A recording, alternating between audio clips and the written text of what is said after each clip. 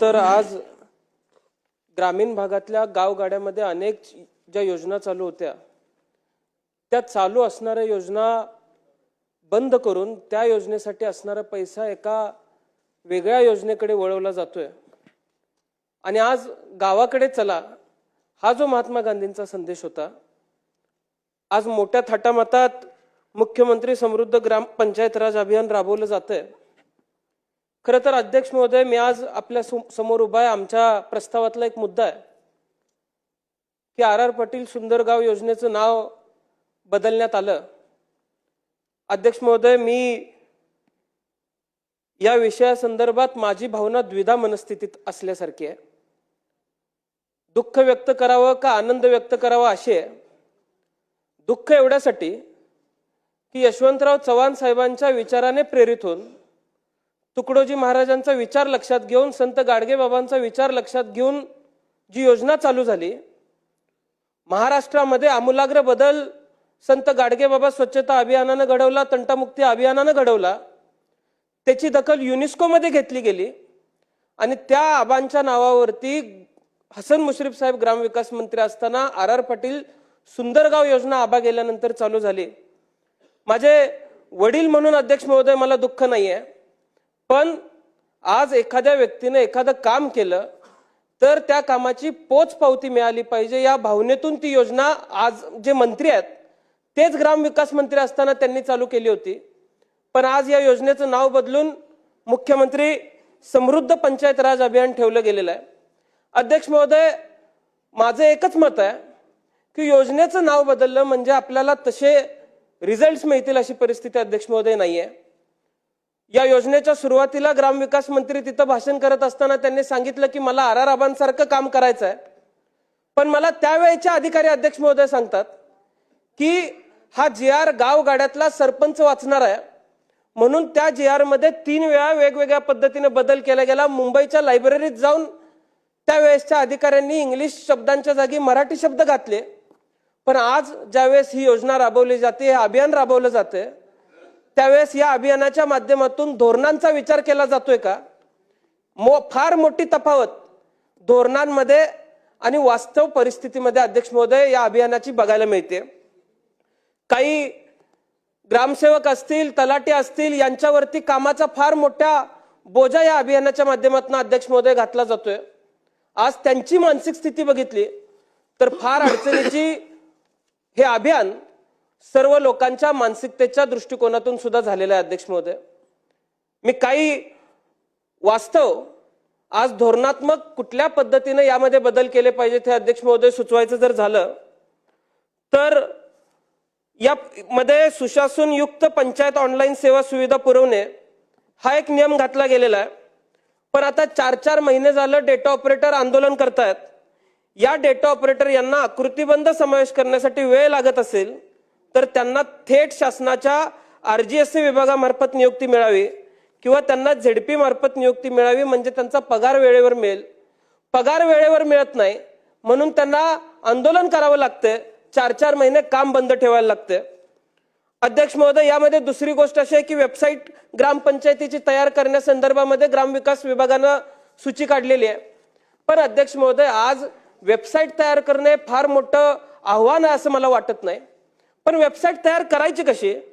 शासनानं ई-ग्राम सॉफ्टवेअरला तांत्रिक अडचणी आहेत, त्यामुळे ग्रामपंचायतीला मार्गदर्शन होऊ शकत नाही आणि या अभियानासाठी खाजगी कंपनीचे सॉफ्टवेअर घेऊन कामकाज करण्याच्या सूचना त्यांनी केलेल्या आहेत। पण महाराष्ट्र शासनाचाच 16/4/19 पत्रानुसार खाजगी सॉफ्टवेअर वापरण्यास मनाई आहे। तसंच 16/10/25 पत्रानुसार या वेबसाईट मार्फत मार्गदर्शक सूचना दिलेल्या आहेत। अध्यक्ष महोदय, इतकी मोठी तफावत यामध्ये आहे। यामध्ये CCTV बसवायला लावलेले आहेत। आता ग्रामपंचायतीकडे कुठल्या पद्धतीचा निधी नाही, ग्रामपंचायतींना अशा पद्धतीचा निधी राज्य शासनाकडून दिला गेला नाही। लोकसहभागामधून CCTV बसवण्यासाठी निधी एकत्र करायचा म्हणला तर तो गोळा होत नाही। आज पंचायत निर्णय असेल, ग्राम संवाद असेल, मेरी पंचायत ऍप असेल, प्रत्येक मतदारांनी नागरिकांनी डाउनलोड करण्यासंदर्भात यामध्ये सांगितलेलं आहे। पण प्रत्येक व्यक्तीकडे आज ग्रामीण भागामध्ये मोबाईल त्या पद्धतीचा आहे का? यांचे ऍप डाउनलोड करण्यासारखे मोबाईल ग्रामीण भागातल्या सर्वसामान्य व्यक्तीकडे आहेत का? हे सुद्धा अध्यक्ष महोदय तपासण्यासारखी गोष्ट आहे. कर वसुली मोठ्या प्रमाणात झाली पाहिजे हे शासनच सांगते, पण अध्यक्ष महोदय त्यामध्ये तफावत अशी आहे की 50% कर माफीचा शासन निर्णय 13/11/25 नुसार ग्रामसभेवर निर्णय सोपवण्याचा निर्णय राज्य शासनाने घेतला. भविष्यात नियमित कर भरणाऱ्यांवर कर भरत भविष्यात जे नियमित कर भरू शकतात ते कर भरणार नाहीत. नगरपालिकेसारखी महानगरपालिकेसारखी ग्रामपंचायतीला उत्पन्नाचं कुठलं साधन नाही, मग पैसे आणायचे कुठून अध्यक्ष महोदय? हप्ते पाडून पैसे भरण्यास सांगणे हा एक त्याला उपाय असू शकतो. दंडात्मक तरतुदी करणे हा एक उपाय असू शकतो.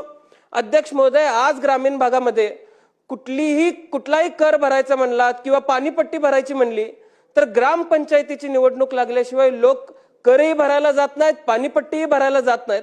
आणि असं असताना आज बऱ्याच गोष्टी आहेत ज्यामध्ये बदल आणणं आवश्यक आहे. पाणी पुरवठ्याचं वीज बिल हे आज औद्योगिक दरानं ग्रामपंचायत आकारतं. आता ग्रामपंचायत पाणी देऊन सेवा करतं, त्यामुळं शेती दरानं हे वीज बिल आकारलं पाहिजे ही मागणी गावगाड्यातून आज अध्यक्ष महोदय येते. लोकवर्गणी प्रति 1000 लोकसंख्येस 2 लाख गोळा करायला या योजनेच्या मार्फत अभियानामार्फत लावलेली आहे. पण एकीकडे कर माफ करायला शासन सांगते आणि दुसरीकडे लोकवर्गणी गोळा करायला सुद्धा शासन सांगते. या विचारामध्ये या धोरणामध्ये अध्यक्ष महोदय किती फरक आहे? गावगाड्यामध्ये आज शेतकऱ्याची परिस्थिती अशी आहे, उद्योजकाची परिस्थिती अशी आहे, शासनाच्या धोरणांमुळे ही सगळी लोक मेटाकुटीला मिळालेली आहेत. आणि असं असताना आज गावगाड्यातलं घर चालवताना परिस्थिती अवघड लोकांची झालेली आहे. अशा परिस्थितीमध्ये ग्रामपंचायतीला लोकांनी का म्हणून पैसे द्यावेत हा प्रश्न ग्रामीण भागातल्या लोकांसमोर अध्यक्ष महोदय त्या ठिकाणी आलेला आहे.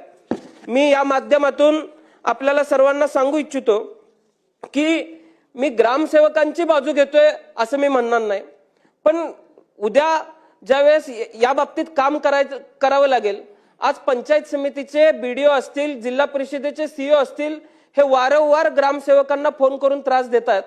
आज रात्री 11 वाजता मेसेज दिला जातो, अचानक 11:30 वाजता व्हीसी घेतली जाते.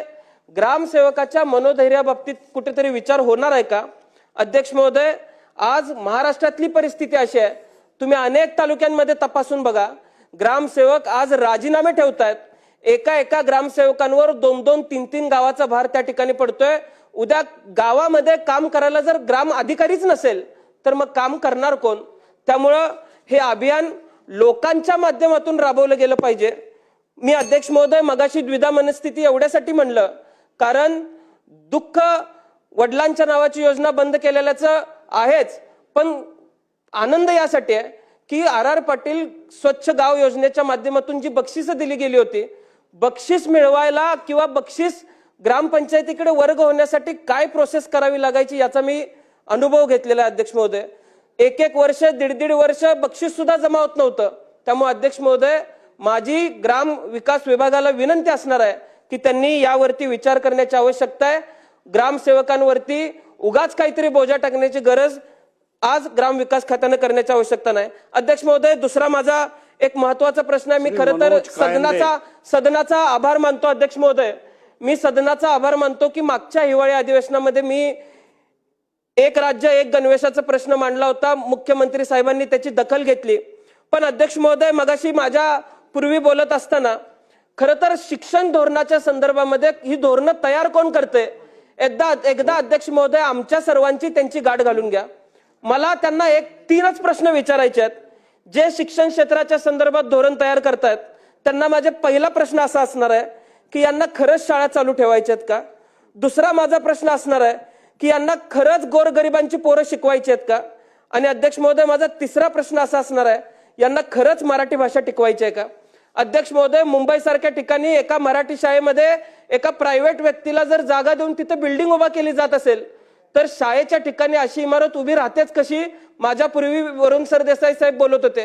अध्यक्ष महोदय, आज संच मान्यतेचा विषय RTE अंतर्गत 6 ते 14 वयोगटातील विद्यार्थ्याला शिक्षण मोफत मिळालं पाहिजे हा धोरण एज्युकेशन विभागाचं होतं. यामध्ये शिक्षण विद्यार्थी प्रमाण यावरून मोठ्या प्रमाणात अडचण निर्माण झालेली आहे. पूर्वी 36 विद्यार्थ्यांमागे 3 शिक्षक असायचे. विद्यार्थी शिक्षकांची नातं चांगलं असायचं. अनेक विषयांच्या संदर्भामध्ये चर्चा व्हायची. पण आज अध्यक्ष महोदय परिस्थिती अशी आहे, 78 विद्यार्थ्यांच्या मागे 3 शिक्षक दिले जात आहेत, म्हणजे 26 विद्यार्थ्यांच्या मागे आज 1 शिक्षक असणार आहे. अध्यक्ष महोदय, एक शिक्षक 26 विद्यार्थ्यांवरती कसा लक्ष देऊ शकेल? माझं अध्यक्ष महोदय आपल्याला एकच विनंती अशी असणार आहे की 6 ते 8 या वर्गांमध्ये 20 पेक्षा जर पट संख्या कमी असेल तर या तिन्ही वर्गांना एकच शिक्षक दिला जाणार आहे. आता अध्यक्ष महोदय, 3 वर्गांना 1 शिक्षक कसा काही शिकवू शकेल? अध्यक्ष महोदय, माझं दुसरं मत असं आहे की सायन्स, गणित, समाजशास्त्र, कार्यानुभव, हिंदी, इंग्लिश, मराठी, कला असे महत्वाचे विषय असताना 6वी, 7वी, 8वी या 3 वर्गांना एकूण 27 विषय आहेत. आता 27 विषय 1 शिक्षक अध्यक्ष महोदय कसा शिकवेल? यावरती कुठेतरी विचार अध्यक्ष महोदय केला पाहिजे. आपला देश अमेरिकेसारखा झाला पाहिजे असं वाटतं लोकांना, आपला देश चायनासारखा झाला पाहिजे असं लोकांना वाटतं, पण तिथं 15 विद्यार्थ्यांमागे 1 शिक्षक आहे, चायनामध्ये 17 विद्यार्थ्यांमागे 1 शिक्षक आहे. त्यामुळं मी माझ्या पूर्वी काही लोक बोलत असताना डेटा सेंटर वगैरे झालं या बाबतीत शासनाचं अभिनंदन करत होते, पण अध्यक्ष महोदय या बारीक बारीक गोष्टींवरती अध्यक्ष महोदय विचार केला पाहिजे. टीईटीचा आज महत्वाचा प्रश्न आहे. 1 सप्टेंबर 2025 ला टीईटीची सक्ती केली.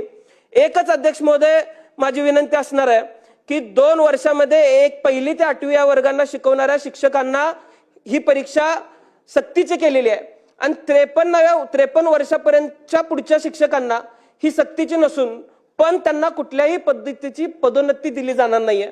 अध्यक्ष महोदय, आता एमपीएससी असेल किंवा यूपीएससी असेल यामध्ये जर एखादा अधिकारी परीक्षा देऊन पुढे गेला तर पुन्हा आयुष्यभर त्याला कुठली परीक्षा देण्याची सक्ती नाही. मग शिक्षकांनाच अशा पद्धतीची सक्ती का?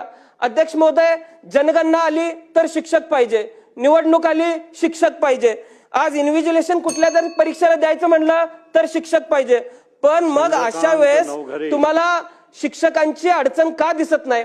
एक शिक्षक रोज तालुक्याच्या ठिकाणी जातो, त्याचा पूर्ण वेळ शिक्षण अधिकाऱ्याच्या ऑफिसच्या बाहेर बसून जातो. अध्यक्ष महोदय, शिक्षकांना जर अशा पद्धतीने त्रास दिला गेला तर ते विद्यार्थी कसे घडवतील यावर सुद्धा शासनाने विचार केला पाहिजे. त्यामुळे टीईटीच्या बाबतीत राज्य शासनाने पुनर्विचार केला पाहिजे, संच मान्यतेच्या बाबतीत राज्य शासनाने पुनर्विचार केला पाहिजे आणि ग्रामीण भागातला शिक्षक वाचवला पाहिजे, ग्रामीण भागातला विद्यार्थी वाचवला पाहिजे आणि ग्रामीण भागातल्या शाळा सुद्धा वाचवण्याचं काम करावं लागेल. माझ्या एका सांगली जिल्ह्यात 445 शाळा आहेत ज्यांचा 20 पेक्षा पट संख्या कमी आहे. पुढच्या 2 वर्षात 450 शाळा कमी होतील. त्यामुळे या बाबतीत राज्य शासनाने विचार करावा एवढीच मी विनंती आज आपल्याला अध्यक्ष महोदय करतो आणि माझे 2 शब्द मी संपवतो. जय हिंद, जय महाराष्ट्र.